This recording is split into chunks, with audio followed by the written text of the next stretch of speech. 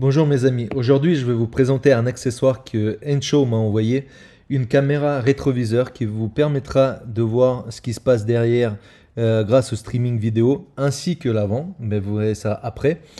Je ne vous cache pas que l'installation n'est pas facile, mais ça vaut le coup pour la sécurité car par rapport au rétroviseur d'origine que vous voyez sur l'écran, la vue est quand même assez restreinte, limitée. Je suppose qu'on l'a tous remarqué. Quand vous regardez à l'arrière, le plancher qui est au-dessus du coffre, il coupe la vue presque en deux. Les véhicules qui arrivent à l'arrière, ils sont coupés en deux. Alors qu'avec la caméra que vous allez installer, elle a un angle de vue de 165 degrés, ce qui vous permettra d'avoir une vue bien plus dégagée, avoir une idée de ce qui se passe derrière vous plus complète. Dans mon cas, j'ai installé un feu sabre à LED, ce qui crée une certaine auréole rouge au niveau de l'écran. Vous le verrez un peu plus tard dans cette vidéo-là. Mais la plupart des gens, des propriétaires Tesla, n'ont pas cette barre LED rouge. Donc aucun souci de ce côté-là. D'ailleurs, je mettrai en description le lien de la vidéo où j'explique l'installation de ce feu sabre à LED. Voici comment on allume la caméra rétroviseur. C'est un peu embêtant, il faut le faire à chaque coup quand on part. Mais ne vous inquiétez pas, la caméra rétroviseur fait aussi miroir classique. Donc quand vous l'allumez, vous avez la vue sur les deux côtés avant et arrière. Pour changer les vues avant-arrière, vous appuyez sur le même bouton que pour allumer ce rétroviseur. Vous avez aussi la possibilité de régler la luminosité comme ceci, plus clair, moins clair. Et vous pourrez aussi régler le niveau où la caméra montera et descendra, comme ceci.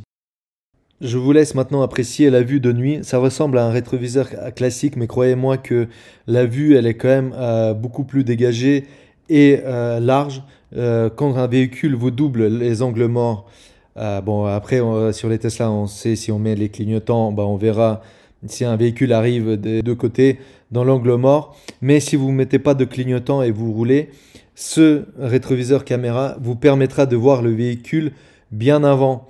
Donc les angles morts ici, grâce à cette caméra, sont exclus.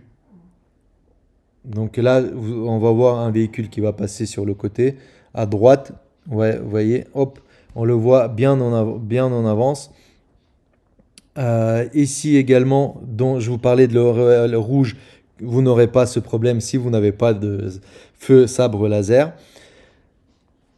Et ici, vous verrez prochainement le clignotant, quand j'enclenche le clignotant, et encore une fois c'est à cause du sabre laser, je pense que vous n'aurez pas de souci de vue. Et là sur autoroute, vous voyez un véhicule qui me précède. Vous remarquerez également que les lignes aux extrémités de l'autoroute sont bien visibles dans le rétroviseur grâce à la caméra avec la vue de 165 degrés, ce qui est vraiment large et vous permet de rouler en sécurité. Comme je l'avais mentionné au début de la vidéo, la caméra rétroviseur nous montre aussi ce qui se passe devant nous. Donc là, je vous montre comment je me gare à côté d'une bordure. Donc la caméra nous montre que la bordure, elle est quand même assez proche du pare-choc. On dirait qu'on va toucher la bordure avec le pare-choc. Mais là, je vais sortir et vous montrer qu'en fait, il y a quand même de l'espace entre le pare-choc et la bordure qui est assez conséquent. Donc voilà, la distance n'est pas transmise au plus proche de la réalité, mais quand même ça peut aider à éviter certains obstacles. Moi aussi je vous montre comment j'ai intégré la caméra avant au pare-choc avant. Donc je pense que ça ressemble quand même à l'original, elle est bien intégrée, on la voit pas trop et c'est propre comme travail. La prochaine séquence de cette vidéo concernera le câblage, le chemin que j'ai emprunté pour installer les câbles et les caméras. Mais en attendant, n'hésitez pas de profiter des 30% que Enshow vous offre pendant cette période de Black Friday. Sinon, en dehors de ces périodes-là, vous pourrez toujours profiter des 15% avec le code promo Tesla Friendly que je mettrai en description. En attendant, n'hésitez pas à vous abonner en mettant bien la cloche. Likez, commentez et à poser surtout des questions si vous en avez sur l'installation, sur la marche du produit. Voilà. Donc je vous laisse avec la suite. Profitez-en bien. Je vais vous montrer donc le chemin que j'ai emprunté. Donc d'ici, je me suis connecté donc à l'arrière où il y a l'écran de ventilation. Ces câbles là, orange. Donc je les ai fait, le câble je l'ai fait passer ici. facile. L'autre câble noir, je l'ai passé là. Vous avez de la place. Je l'ai mis là. Après là, à ce niveau-là, ça bouge, donc vous n'êtes pas obligé d'aller jusqu'au bout, donc vous pouvez couper ici. Je suis passé sous la moquette, ici, et là le câble qui arrive par là. Ça c'est pour l'alimentation. Ensuite, la caméra arrière, donc je l'ai passé en dessous. J'ai pas voulu passer par le haut, c'est plus facile là, mais là vous passez par là. Tac, tac, ici, et vous allez là-bas. Mais j'ai pas envie puisque ici en fait il y a l'airbag. Je sais pas, il faut tout démonter pour bien monter le câble sans entraver l'airbag. Donc j'ai pas envie de démonter tout ça. Et pour la sécurité, donc je suis passé par le bas. C'est assez facile, hein. Il y a beaucoup d'espace. Donc là, donc je l'ai caché ici, là, comme ça. Ensuite, je l'ai passé sous la moquette. Et cette partie en plastique là, à l'arrière, tout est bien démonté, hein, quand même. Donc ça arrive par là. Voici le câble. Ensuite, j'ai enlevé la partie du siège et la partie en plastique ici. Et ensuite, je suis passé par le...